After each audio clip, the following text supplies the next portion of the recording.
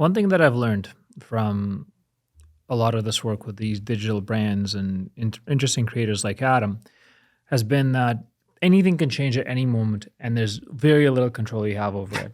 And planning ahead is something I've truly stopped doing in the original sense of the word. I no longer plan events. I no longer plan actions and say, hey, if A, then B, and then if not, then C.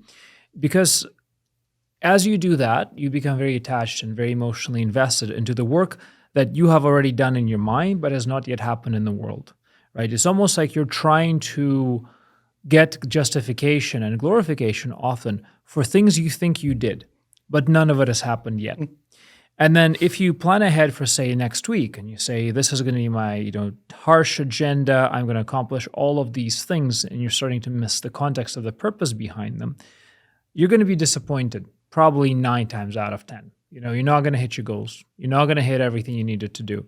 And getting into a high stress state because the world isn't your, it isn't your petri dish. You're not growing exactly what you want, then that's actually going to be detrimental to everything in your life. You're not going to get even the little things right. So nowadays, I try to make sure that I live my day as if it is a week. I plan 1 hour at a time.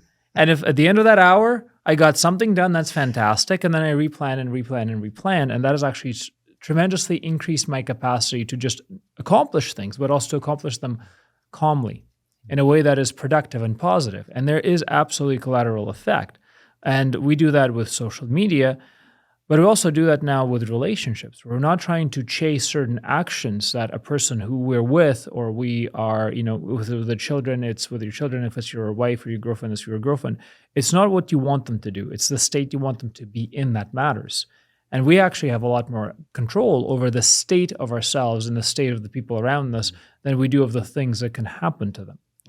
So when it comes to actually even controlling these stress levels, it's a question of perspective, I find, and the perspective of what is truly important to you. Do you want to be known as the guy who did a bunch of things?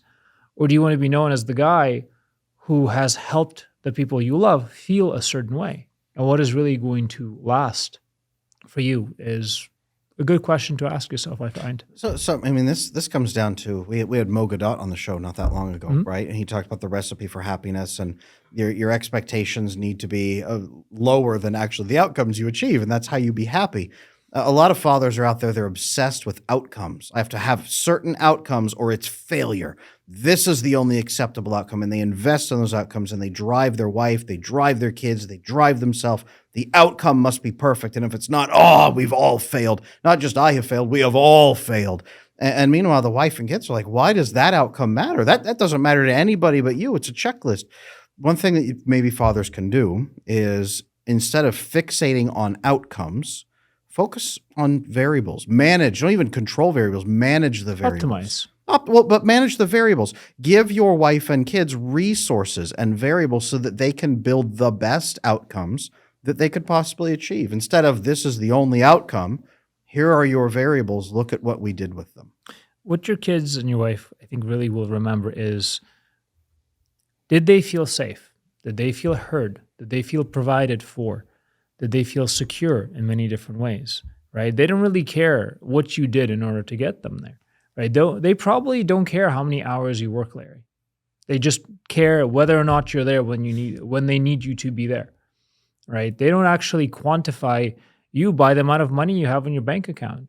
Does it matter to them if you have $5,000 more, $500,000 more, if you can reasonably get them the things they need?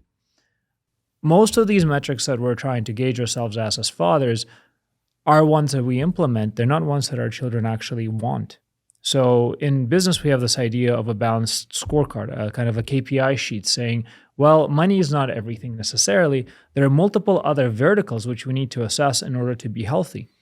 And that's actually something that I think we can start doing and should start doing in families, and saying, okay, sure, money is one vertical. Health is a vertical. Safety, physical safety is a vertical. But what other verticals are present that you need to take into account to determine whether or not you're actually in a balanced scorecard fashion, healthy as a family? Expand your family KPIs. Yeah, expand your family KPIs. So other than safety, material safety, security, financial security, What other verticals are there that we should be assessing as dads, Larry, do you think? I think that's a great question, and I'm gonna bring something up here that I think will be will be pretty revealing. So, I have KPIs in my family that I measure, and I actually don't measure these personally. My family rates me on these. So I have every quarter, I ask my family these 10 questions, and they give me their feedback. So I give this to my wife. I give this to my two older kids, and I kind of guide my 10-year-old through it. My 8-year-old's a little too young for this, but I put, I'm true to the score. And what it does is it gives me an opportunity to be like, okay, where am I doing well at, and where am I struggling in? So it's 10 questions. So I have my family rate me between a scale of 1 to 5. 1 is not good at all. 2 is not often enough. 3 is sometimes. 4 is often, and 5 is all the time. So first one is I balance my time between family and business well. And I have them rate me. Am I working too much to where you don't see me, or is there a good balance, right? Second one is I'm calm under pressure and patient with you and everyone else. That's number 2. Number 3, I'm quick to admit, apologize, and learn from my mistakes. Number 4 is I listen attentively to you and others.